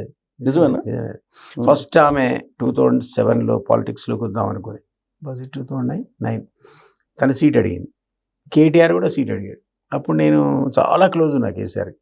ఆయన అన్నాడు, దిలీప్ ఇద్దరితో మాట్లాడు, వీళ్ళిద్దరిలో ఒక్కడనే చూస్ చేసుకోమని, ఎందుకంటే ఇద్దరికి ఇస్తే ఉద్యమ పార్టీ కాబట్టి బదనాం అవుతాం కాబట్టి మాట్లాడి ఇద్దరికి చెప్పాను. ఇద్దరికి ఇవ్వలేడు, మీ ఇద్దరిలో ఎవరు చేయదలుచుకున్నారు డిసైడ్ చేసుకుని చెప్పమంటే ఆ రోజు వాళ్ళు 1 వీక్ తర్వాత నాకు చెప్పింది అమ్మాయి, మీ ఇద్దరం ఆడుకున్నాం అంకుల్, మదర్ దగ్గర డిస్కషన్స్ కూడా అయినాయి, నేను ఈసారి చేయట్లేదు అని నేనే చేయమన్నాను అన్నాను. అట్లా ఫస్ట్ పొలిటికల్ ఎంట్రీ ఆయన కరీంనగర్ ఎంపీగా చేద్దాం అనుకున్నాడు. సరే నేను సర్వే రిపోర్ట్ తెప్పించాను, 10 కాన్స్టిట్యూన్సీలు చేయమంటే అందులో కరీంనగర్ ఉండే. అందులో నెంబర్ 3 పొజిషన్లో టీఆర్ఎస్ వస్తుందని వచ్చింది. నేను సార్ ఇది పిల్లాడు గెలవడు కష్టం అంటే పాపం పిలిచేపాడు, అరే ఓడిపోతున్నారా బాబు, సర్వే ఉంది, నువ్వు సిరిసిల్ల పోని పంపించాడు. అట్లా బుటాబుటికి 151తో గెలిచాడు అక్కడ. అది ఎంట్రీ. అప్పటి నుంచి ఆమెకు తన ఎంట్రీని బ్లాక్ చేశారనే కోపం అన్న మీద ఉంది. ఓకే, ఇది 2009 సంగతి చెప్తున్నాను. ఓకే. ఆ తర్వాత ఆమె ఎట్లా తయారైందంటే జాగృతి నిర్మాణం చేసింది. సంస్థాగత నిర్మాణం టీఆర్ఎస్కి లేదు, జాగృతికి ఉంది. మండలాధ్యక్షుడు, జిల్లా అధ్యక్షుడు, ఈ అధ్యక్షుడు, ఆ అధ్యక్షుడు, ఆ కార్యవర్గం was more powerful than TRS. అప్పుడు కేసీఆర్ కూడా ఇగ్నోర్ చేసే పరిస్థితి లేదు. ఒక పక్క బతుకమ్మలని, ఒక పక్క ఇదని, తెలంగాణ కల్చర్ అని ఆమె డెఫినెట్లీ ఒక తన శక్తి చూపించింది. అప్పుడు కాన్వర్ట్ సిచ్యువేషన్లో ఆమె పిలిచి నువ్వు నిజామాబాద్ చేయమన్నాడు. కాన్వర్ట్ సిచ్యువేషన్ అయితే కాన్వర్ట్, అది కరెక్ట్ చెప్పింది అమ్మాయి. అట్లాంటి సిచ్యువేషన్ క్రియేట్ చేసిన అక్కడ చూపించింది తన శక్తి ఏంటో. తర్వాత నిజామాబాద్ నెగ్లెక్ట్ చేసింది, తను ఎత్తుకున్న బతుకమ్మ దించేసింది. ఏ కారణం చేతనో అన్ని యాక్టివిటీస్ అన్ని చాలా పక్కకు పెట్టింది. అందులో రకరకాల కారణాల్లో మనం ఓడిపోయింది. వెంటనే కాంపెన్సేట్ చేశారు ఎమ్మెల్సీ చేసి. చెప్తాడు ఎమ్మెల్సీ కూడా అడగకుండా ఇచ్చారా? అది నాకు తెలియదు, నేను టచ్లో లేదు. ఇక 2009 తర్వాత ఐ లెఫ్ట్ ద పార్టీ కాబట్టి మరి ఏ ఈక్వేషన్స్ అని, బట్ అది నాకు తెలుసు. ఖచ్చితంగా పిలిచి ఇచ్చారు నిజామాబాద్ సీట్ అని. ఎమ్మెల్సీ అనేది మరి కాంపెన్సేట్ చేయడానికి ఇచ్చారు. ఆమె అడిగిందా అడగలేదా, very difficult to say. So ఇప్పుడు బీఆర్ఎస్ పార్టీ కేటీఆర్ గారి ఆధ్వర్యంలోనే రాబోయే రోజుల్లో నడుస్తుందా, లేదంటే హరీష్ రావు గారు ఏదో బీజేపీకి అంటారు, కొన్ని రోజులు అలాంటి ప్రచారం జరిగింది? హరీష్ అనేవాడికి ఒకప్పుడున్న ఇన్ఫ్లుయెన్స్ పార్టీలో ఇప్పుడు లేదండి. ఒకప్పుడు ఆయన ఎవరికి బీఫామ్ అంటే వాళ్ళకే బీఫామ్. 2009 వరకు. ఈ బాబు 2007కి వచ్చాడు, మెల్లమెల్ల గ్రిప్ తీసుకున్నాడు. వర్కింగ్ ప్రెసిడెంట్గా అసలు క్యాప్చర్ చేశాడు ఆ పార్టీ. హరీష్ అనేవాడు నెంబర్ 2 పొజిషన్ నుంచి ఫస్ట్ ఏమో కేసీఆర్, నెంబర్ 2 ఏమో కేటీఆర్, నెంబర్ 3 కవిత, నెంబర్ 4 సంతోష్, నెంబర్ 5 పడిపోయాడు అప్పుడే. కాబట్టి ఆ రోజుల్లో 2009 కంటే ముందు కానీ 2000లో కానీ ఆయన ఎవరికంటే వాళ్ళకి బీఫారాలు with pillar, strong pillar of the party. ఆ పొజిషన్ నుంచి పడిపోయాడు. ఒకనొక దశలో అసలు హరీష్ పక్కకు పెట్టేసరికి వెళ్ళిపోతే ఒక పార్టీ నుంచి కూడా అనుకున్నారు. తర్వాత ఆయన మంత్రి పదవి కూడా ఈటల రాజేంద్రని పక్కకు పెట్టారు. ఆ కంపల్షన్ క్రియేట్ అయిన తర్వాత ఇద్దరిని పిలిచి వాళ్ళ మంత్రి పదవి ఇచ్చాడు. ఆయన అవినీతికి పాల్పడ్డారని అప్పుడు కూడా వివేకాలు వచ్చాయి. ఇరిగేషన్ మంత్రిగా, మైన్స్ మినిస్టర్గా విపరీతమైన సంపాదన చేశాడు హరీష్ అనేటువంటి అలిగేషన్స్ ఉంటే ఆ డబ్బు అనేది ఈయనకు ప్రమాదం అనుకున్నారు. ఎందుకంటే ఆయన నిలబడ్డ ప్రతి అభ్యర్థికి తన తరఫున 1 కోటి 2 కోట్లు ఇచ్చాడు అన్నది రూమర్. అది అప్పుడు కేసీఆర్ నచ్చక మంత్రివర్గాన్ని దూరంగా పెట్టాడు. అప్పటి నుంచి కూడా హరీష్ నెగ్లెక్ట్ కాపాడుతూ వస్తున్నాడు. ఆయన పవర్ కూడా తగ్గింది పార్టీలో. ఒకవేళ వెళ్ళిపోతే 20 మంది తీసుకొని వెళ్ళగలుగుతాడే సిచ్యువేషన్ నుంచి ఈరోజు ఇద్దరు కూడా పోయే పరిస్థితి లేదు అంత. కాబట్టి నాకు ఐ డౌట్ ఇప్పుడు అతనికి కాన్ఫిడెంట్ సిచ్యువేషన్లో ఆ పార్టీలో ఉండాల్సిందే తప్ప ఆయన బయటికి పోతే ఇద్దరు కూడా రాదు. ఓకే సరే, ఒకనొక మూమెంట్లో ఈటల రాజేంద్ర గారు, హరీష్ గారు వీళ్ళిద్దరు కలిసి కేసీఆర్ గారిని పదవి నుంచి దింపాలి అని ప్లాన్ చేశారు. బెంగళూరు కేంద్రంగా అనేది ఒకటి వచ్చింది కదా, అది నమ్మశక్యమైనటువంటి ఎపిసోడ్ అనేది? ఐడియా లేదు నాకు. బట్ హరీష్ను ఈటల దగ్గర no doubt they are very close. ఆ రోజుల్లో ఒకళ్ళు డిఫెండ్ చేసుకునే పరిస్థితులు ఉండేవాళ్ళు, కలిసి పనిచేస్తారు. మరి అసలు కేసీఆర్కి ఎసరు పెట్టేంత రచనలు చేశారా లేదని బెంగళూరులో ఏదో మీటింగ్ చేశారు అనేది అప్పుడు వచ్చిన న్యూస్. But I doubt. కానీ ఇప్పుడైనా మీరు అన్నట్టుగా ఆ పార్టీ అనేది ఒకవేళ కేటీఆర్ని కనుక అధ్యక్షుడు ఎన్నుకుంటే ఈయన ఉంటాడని అనుకో. హరీష్ రావు ఉంటాడు, వెళ్ళిపోతాడు. ఒకడిని తీసుకుపోతాడా, ఒకడే పోతాడా అని కాలం చెప్తుంది. కానీ బట్ ఈ want work under KTR. So BRS party అయితే ముక్కలు కావటం అనేది ఇంకా ఖాయం, సమీప భవిష్యత్తులో కనిపిస్తుంది. ఉంటేనే లేదా మీకు తమిళనాడులో జరిగిందిగా, రేపు స్టాలినే ముఖ్యమంత్రి అంటే గొడవ అయింది. అప్పుడు కరుణానిధి ప్రకటించాడు, రేపు నేనే ముఖ్యమంత్రి అన్నాడు. అప్పుడు మళ్ళీ యునైటెడ్ అయింది. సేమ్ ఇదే సిచ్యువేషన్. ఇక్కడ కేసీఆర్ ఉన్నాడంటేనే యునైటెడ్ ఫైట్ చేస్తారు, అదర్వైజ్ ఇచ్చుకోపోతుంది, ఇంకైపోతారు. సో బీజేపీ వాళ్ళు నెక్స్ట్ ఇలానే కంటిన్యూ అయ్యే అవకాశాలు కనబడుతున్నాయా మీకు, లేదంటే నిక్ ఆఫ్ ఎలక్షన్ టైంలో కొంచెం యాక్టివ్ అవుతారా? ఏమో చెప్పలేమండి, వాళ్ళది స్ట్రాటజీస్ ఎప్పుడు రాంగ్ అవుతున్నాయి. మనం చూస్తే మరి బండి సంజయ్ తీసినప్పుడు ఎవరో ఒక బీసీ లీడర్ని పెట్టుకుంటే కాస్త కూస లాభం జరిగి ఉండేది. కిషన్ రెడ్డి గారిని పెట్టారు, ఆయన మంచివాడే కానీ పొలిటికల్గా పెద్ద రిజల్ట్స్ అప్పుడు రాలే కదా. సో ఇప్పుడు మళ్ళీ ఎవరో బీసీని పెట్టుకుంటారంటే బాబు సౌమ్యుడైన రామచంద్రని పెట్టుకున్నారు. రేపు ఎలక్షన్ కూడా ఆయన పెడతారా మనకు తెలియదు. ఇప్పుడు ఉన్నటువంటి కాన్సెప్ట్. నేను ఈ క్వశ్చన్ ఎందుకు అడిగానంటే రీసెంట్గా పవన్ కళ్యాణ్ గారు గ్రేటర్ హైదరాబాద్ ఎలక్షన్ సందర్భంగా మేము కూటమి ఇక్కడికి వస్తుంది అని చెప్పన్నారు. కూటమి లీడ్ చేసే అవకాశం ఉందా తెలంగాణలో? కష్టం. నాకు తెలిసి ఇప్పటికి కూడా చంద్రబాబు గారికి ఏంటంటే ప్రేమే. కేసీఆర్ గారు అంటే రేవంత్ రెడ్డి గారు ఆయన పోయినసారి అసలు కాంటెస్ట్ చేయడానికి ఎల్లో చేయలేవండి. 1% 2% లాస్ అవుతుందని ఈ సెడ్ నో అంటే కదా ఆయన వెళ్ళిపోయాడు రాజీనామా చేసి. టీడీపీ అధ్యక్షుడు జ్ఞానేశ్వర్, కాసాని జ్ఞానేశ్వర్. ఇప్పుడు పెద్ద సిచ్యువేషన్ మారిందని అనుకునేది. ఆ గురు శిష్య సంబంధం కనపడుతుంది. సో అందువల్ల ఇక్కడ కూటమి ఏదో లేచి ఇక్కడ అధికారంలోకి వచ్చేటువంటి సిచ్యువేషన్లో ఆయన వ్యూహాలు రచిస్తాడు. కానీ ఆయనకి కేసీఆర్ రావడం ఇష్టం ఉండదు, ఈ పిల్లాడు పోవడం ఇష్టం ఉండదు. ఇప్పుడు ఈ శిష్యుడు అంటే రేవంత్ రెడ్డి గారు మొన్న అసెంబ్లీలో ప్రథమ శిష్యుడు కేసీఆర్ చంద్రబాబు నాయుడు గారిని నిన్ననే అసెంబ్లీలో అన్నారు కదా. తప్పదు, మనకు తెలుసు కదా. ఇంకా లెటర్ చదివారు కదా, టీడీపీని వదులుతూ ఆయన కళ్ళ నీళ్లు పెట్టుకొని రేవంత్ రెడ్డి రాసిన ఉత్తరం ఒకసారి చదవండి. ఇప్పుడు కూడా రేవంత్ రెడ్డి ఊరికే మాట్లాడతాడు కానీ ఇప్పటికి కూడా అదే గురు శిష్య అనుబంధం ఉంది. ఆయన కూడా బ్లెస్సింగ్స్ ఉంటాయని నేను అనుకుంటున్నాను. మేబీ రాంగ్, రైట్, బట్ అది రేవంత్ రెడ్డి అన్నాడు, అది గురు శిష్య సంబంధం, వారంటే గౌరవం, ప్రేమ. ఆయన అసలు ఈయన జైల్లోంచి దాన్ని ఏమంటారు బెయిల్ రాకపోతే పెళ్ళికి, కూతురు పెళ్ళికి తయారయ్యారు. అవును. భార్యాభర్తలు రెడీగా ఉన్నారు కన్యాదానం అవును, చేయడానికి. చేశారు. అవును. కరెక్ట్గా 2 hours కోర్టు పర్మిషన్ ఇచ్చి వచ్చి కన్యాదానం చేశాడు. లేకపోతే ఈ దంపతులు ఇద్దరు కన్యాదానానికి సిద్ధపడి వచ్చారు. అంటే రేవంత్ రెడ్డి గారు కాంగ్రెస్ లో ఉన్నంత వరకు చంద్రబాబు నాయుడు గారు ఇక్కడ రారేనా? ఇక్కడి వరకు అదే నేను ఇంతవరకు తెలంగాణ. తెలంగాణ వరకు ఆయన బ్లెస్సింగ్స్ ఉంటాయని నేను అనుకుంటున్నా. I don't know. అంటే పాలిటిక్స్ లో ఎప్పుడైనా మారుతుంది కదా. చెప్పలేవు, ఇంకా సన్నివేశం వచ్చినట్టు అనిపించట్లే. అంటే మొన్న చంద్రబాబు నాయుడు గారిని ఇబ్బంది పెట్టేలాగా రాయలసీమ ఎత్తిపోతల పథకాన్ని నేను ఒక రూమ్ లో కూర్చొని చంద్రబాబు గారి చేత ఒప్పించాను, నా వల్లే సాధ్యమైందని చెప్పి చెప్పడం అనేది చంద్రబాబు గారిని ఇరికించినట్టే కదా రాజకీయంగా. కానీ స్టిల్ ఓవరాల్ పొలిటికల్ సిచ్యుయేషన్లో చంద్రబాబు గారు ఏంటంటే బాగా ఇష్టపడతాడు.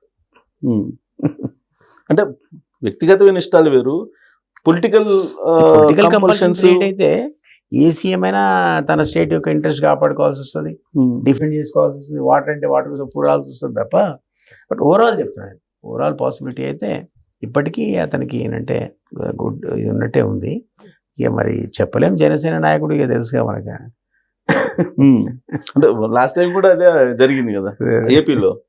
సో ఆయన గ్రేటర్ హైదరాబాద్ ఎలక్షన్ లో మేము వచ్చేస్తాం కూటమి అని చెప్తున్నాడు. మరి ఈజీగా నేను అనుకుంటున్నా, ఒకవేళ వస్తే అంత ఫ్యాక్టరీ కూడా లేదండి ఇక్కడ. జనసేనకు అంత ఫాలోయింగ్ లేదు, టీడీపీ వీక్ అయిపోయింది బాగా బాగా. అసలు పోయిన ఎలక్షన్స్లో నిలబడితేనన్నా 3-4% వాళ్ళు క్రోడీకరించుకునే వాళ్ళు ఓట్లను.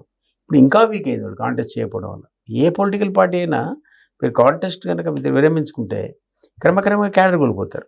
ఇప్పుడు టీడీపీ క్రమక్రమంగా క్యాడర్ కోల్పోయింది.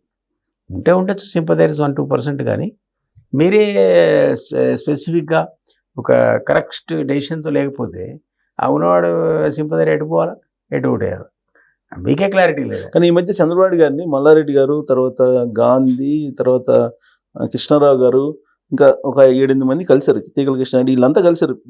బీఆర్ఎస్ పార్టీకి సంబంధించిన లీడర్లు చాలా మంది కలిశారు, టచ్లో కూడా ఉన్నారు.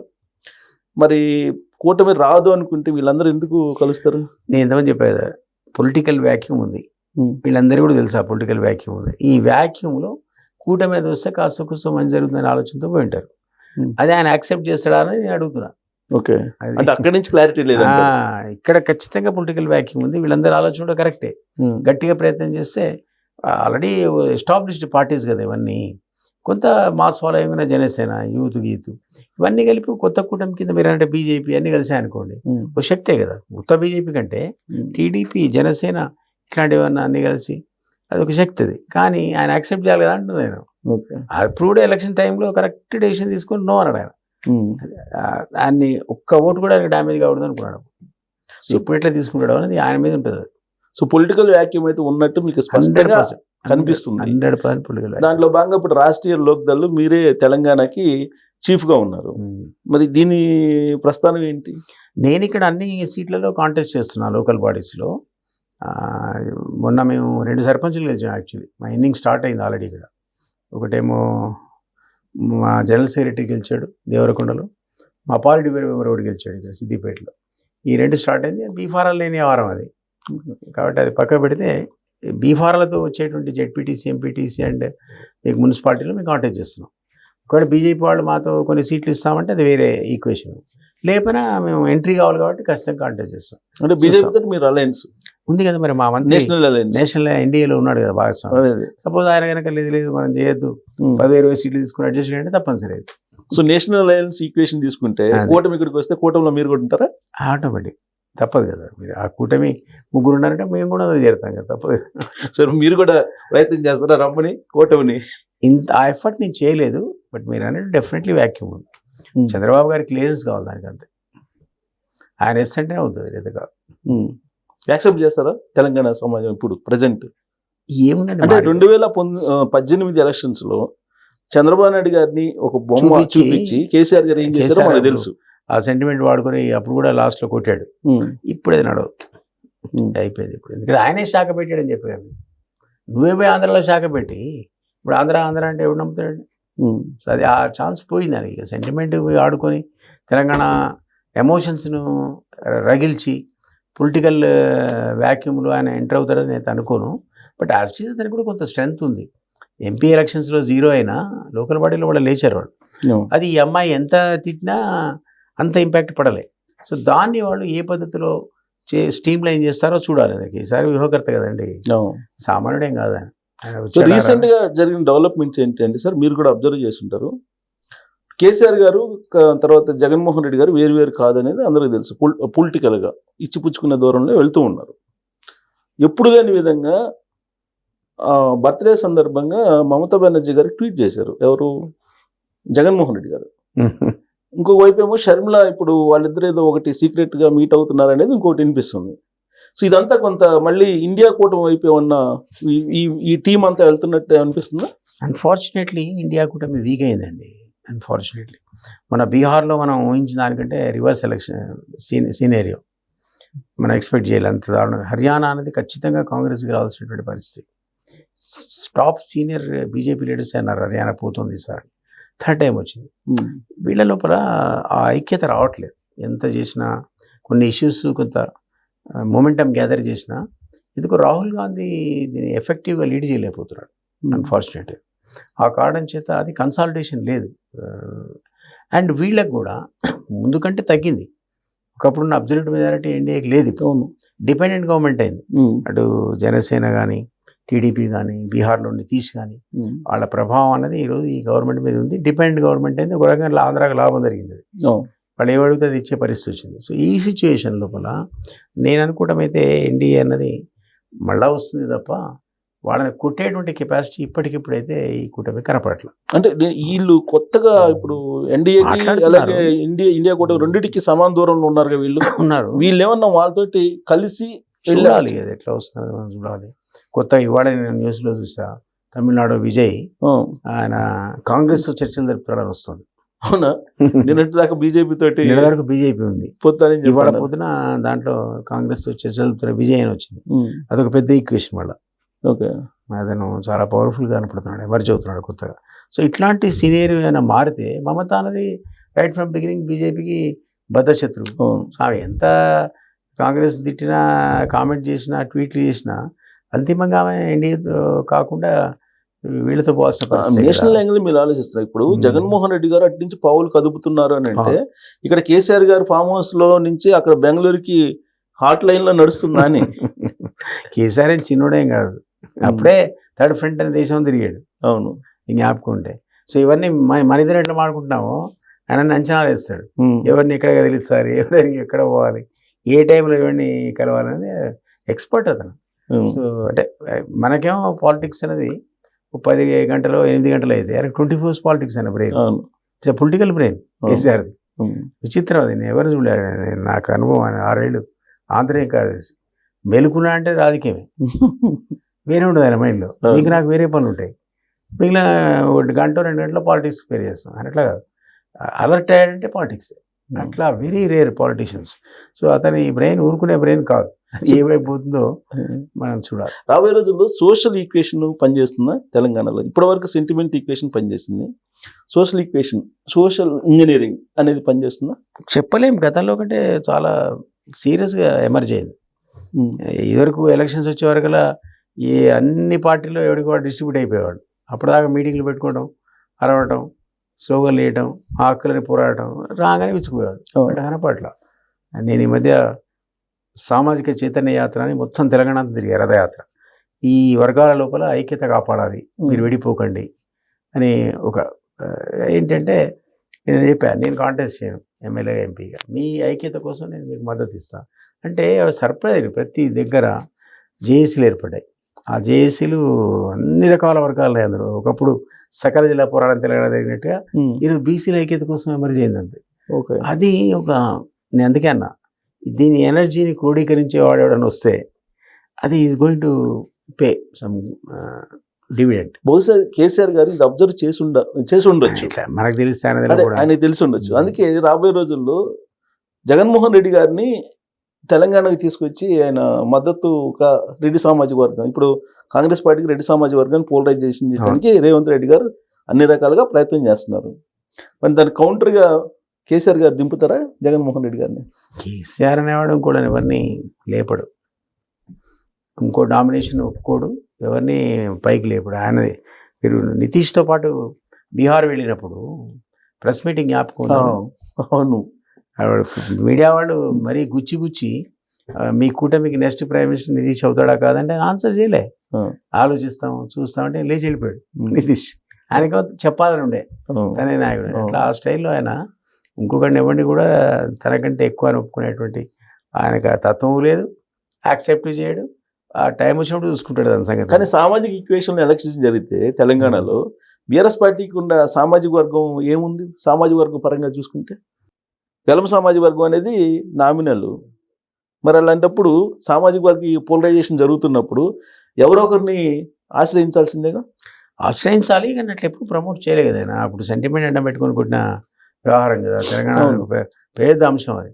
దాంట్లో కులం అడిగినోడు మతం అడిగినోడు లేడు. అది ఆయన అసలు దళితులే ముఖ్యమంత్రి కావాలంటే మెడకాయ కోసుకుంటా తలకాయ కింద పెడతా తప్ప మాట తప్పని అన్నాడు. ఎవడు అడిగాడు? ఆ ఎరా అయిపోయింది కదా. అదే ఇప్పుడు ఆ టైప్ ఆఫ్ ది పోయి కొత్త కాన్సెప్ట్ వచ్చింది కాబట్టి అది జరుగుతుందా అన్నది. అదే తెలంగాణ సెంటిమెంట్ అంత బలమైన సెంటిమెంట్ ఇవి కావు. డెఫినెట్లీ ఫ్యాక్టర్స్, అవును, కానీ అంత పెద్ద ఫ్యాక్టర్ కావాలి. అయిపోయిన తర్వాత ఇప్పుడు సోషల్ ఇంజనీరింగ్, ఇప్పుడు సోషల్ ఇంజనీరింగ్ లో కూటమి ఎక్కడికి వచ్చింది అనుకోండి. ఇక్కడ కూడా ఎవరినో తీసుకొచ్చి ఆయన అధ్యక్షుని చేసో వర్కింగ్ ప్రెసిడెంట్ చేసో కొడుకుని తప్పించి ఇంకోటి పెట్టే పరిస్థితి ఉంటుందని నేను అనుకోను. అది చేయనంత వరకు మీకు ఆ స్కోప్ కొద్దిగా లిమిటేషన్స్ ఉంటాయి. అంటే కూటమి ఇక్కడ అడుగు పెట్టినా కానీ జగన్మోహన్ రెడ్డి గారిని తీసుకురాడంటారా? ఐ డోంట్ బిలీవ్ అతనికి ఆ టైం అది ఇవ్వడు, ఆ స్కోప్ ఇవ్వడు. సో ఫైనల్గా కవిత గారి టార్గెట్ ఎలా కనిపిస్తుంది? సీఎంఏనా? అంటుంది మరి. ఎట్లా అవుతుందో మనకు తెలియదు కానీ కాకూడదని కాదు, ఎవరైనా కావచ్చు.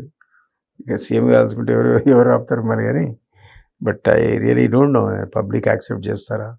ఇప్పుడున్న మీరు చెప్పిన సోషల్ ఇంజనీరింగ్లో అది ఫిట్ అయిద్దా, అసలు ఆ వ్యాక్యూమ్లో ఉందా లేదా, ఎంత పోగలుగుతుంది? ఇప్పుడు మీలో ఆడకంటే బెటర్. ఇప్పుడు నేను ఇప్పుడు తీర్మానం మళ్ళీ కొత్త పార్టీ పెట్టాడు. ఆయన స్ట్రక్చర్ కంటే స్ట్రక్చర్ పవర్ఫుల్ కదా. ఇద్దరు ఒకటి గారిని ఉంది కావచ్చు పొలిటికల్గా. కాదని ఎవరి మీద అరుచుకున్నా తిట్టుకున్నా రేపుదైన వీళ్ళందరూ కూడా మళ్ళీ ఒక కూటమి కింద ఏర్పడే అవకాశం కూడా ఉంది కదా. అదే చెప్తున్నాడు, అందరు కలిసి జేఏసీల కింద ఫామ్ అయ్యారు. ఈ జేఏసీలు అంతా ఒత్తిడి తెచ్చి సకల దేవ పోరాటప్పుడు కేసీఆర్ ప్రమోట్ చేసిన జేఏసీ కదా. ఒక టీఆర్ఎస్ చేసినప్పుడు ఎవడు రాలే. జేఏసీ పెట్టగానే కుదరన ఆధ్వర్యంలో అప్పుడు బీజేపీ చేరింది, కాంగ్రెస్ చేరింది, ప్రతి సంఘటన చేరింది అందరూ. అదొక కొత్త దారి తీసింది ఉద్యమానికి. ఇప్పుడు కూడా మీరు చెప్పే సోషల్ ఇంజనీరింగ్ ఆ టైప్ ఆఫ్ లీడ్ చేసింది అనుకోండి డైరెక్షన్ వైపు, then people they may compromise and కొంత వదులుకొని వీళ్ళతో ఐకమత్యంగా ఉండి దీన్ని ఎంకరేజ్ చేస్తే నేను కొత్త శక్తి వస్తుంది. రావాలి, ఆ రూపంలో రావచ్చు కదా, అవకాశం ఉందంటున్నాను. సార్ అరెస్టులు అనేది ఉండవు అంటారా? కేటీఆర్ గారు ఇదిగో అరెస్ట్ అదిగో అరెస్ట్ అని చెప్పి చాలా సార్లు విన్నాం ఈ మధ్యకాలంలో. డిలే చేస్తుంది మరి కాంగ్రెస్. యాక్చువల్గా అయితే సీఎంఏ చెప్పుకున్నాడు, నేను తలుచుకుంటే అరగంట అరెస్ట్ చేస్తా, పావుగంట మంది చేయట్లే, అందరిని కలిపి ఒకే రూల్ వేస్తాను, అదే రూల్ వేస్తా అన్నాడు, నేను తలుచుకుంటే అన్నాడు కదా. అవును, మరి ఎందుకు చేయట్లేదు ఆశ్చర్యం. ఇన్ని ఎంక్వైరీలు జరుగుతున్నాయి, కొన్ని కంప్లీట్ అయినాయి, కొన్ని ఆఖరికి గవర్నర్ పర్మిషన్ ఇచ్చాడు ప్రాసిక్యూషన్, అందులోనే చేయాలి కదా. అసలు తీరా అంతా అయిపోయి ఎస్టాబ్లిష్ అయ్యి కరప్షన్ కూడా ఎస్టాబ్లిష్ అయ్యి వాల్యూమినస్ రిపోర్ట్ ఇచ్చిన ఆ కాళేశ్వరం తీసుకుని సిబిఐకి ఇచ్చాడు. అవును, ఇప్పుడు మన ఆయన అడిగేటట్లేదు, ఏమనంటే సిబిఐకి ఇచ్చి అంటాడు. అర్థం కావట్లేదు స్ట్రాటజీ. అంటే అరెస్టులు అయితే ఉండవు. ఒక ఎగ్జాంపుల్ చెప్తా. అరెస్ట్ అనేది టెంపరీ. చాలా సందర్భాల్లో చాలామంది అరెస్ట్ అవుతారు, 1 yearకో 6 monthsకో బెయిల్లో వస్తారు. ఆ తర్వాత మీరు నేను ఆ ఇష్యూ మర్చిపోతాం. ఆ కేసు ఎడిపోయిందో అర్థం కూడా కాదు కొన్ని రోజుల తర్వాత. మళ్ళీ ఆయనకి పనిష్మెంట్ వచ్చేంత వరకు ఇప్పుడు కసావు 20 ఏళ్ళు పట్టింది వాడిని ఉరి తీయడానికి. అందరూ మర్చిపోయారు. చివరి రోజు సుప్రీంకోర్టు అర్ధరాత్రి కూడా ఓపెన్ చేసి 6 కూడా ఇన్నది వాటి గొడవ అంటూ అర్ధరాత్రి మిడ్నైట్ ఓపెన్ అయింది సుప్రీంకోర్టు కసాబ్ కోసం. తెల్లారి ఎగ్జిక్యూట్ చేశారు. సో ఇది జస్టిస్ అన్ఫార్చునేట్లీ డిలేడ్ జస్టిస్ మన దగ్గర. సో ఇట్లాంటి సిచ్యువేషన్లో ఈ అరెస్టులు అనేది పెద్ద ఇంపార్టెంట్ అని అనుకోండి. సెన్సేషన్ క్రియేట్ చేయడానికి మాత్రమే మనకు వస్తాయి. సుఖరామ్ అని ఒక మంత్రి ఉండేవాడు. ఫస్ట్ టెలిస్కామ్ ఇండియాలో జరిగింది ఆయన హయాంలో. ఆయన నేరం చేశాడని ఎస్టాబ్లిష్ కావడానికి 20 years పట్టింది.